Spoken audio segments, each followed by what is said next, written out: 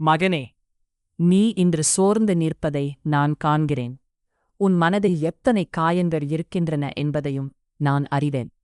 உலகம் உன்னை புரிந்து கொள்ளாமல் போகலாம், ஆனால் நான் உன்னை ஒருபோதும் கைவிட மாட்டேன். நீ இழந்தது எல்லாம் முடிவு அல்ல. சில நேரங்களில் நான் உன்னை உயர்ந்த பாதைக்கு அழைத்துச் செல்ல சிலவற்றை உன்னிடமிருந்து விலக்குகிறேன்.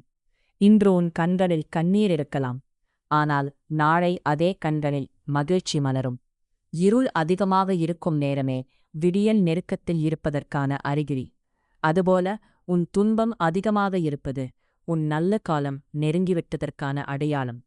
மற்றவர்கள் உன்னை விட்டுச் சென்றாலும் கவலைப்படாதே. நான் உன் அருகில் இருக்கிறேன். உன் ஒவ்வொரு பிரார்த்தனையையும் நான் கேட்கிறேன். நீ அமைதியாக அழுத இரவுகளையும் நான் பார்த்திருக்கிறேன். இனி பயப்படாதே. உன் வாழ்க்கையில் நல்ல மாற்றங்கள் வரப்போகின்றன.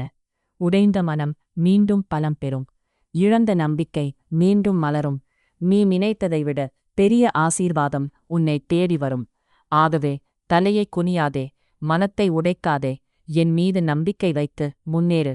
காலம் மாறும், துன்பம் விலகும், உன் வாழ்க்கையில் நல்லதே நடக்கும். இது உன் அப்பன் சிவபெருமான் அருள்வாக்கு.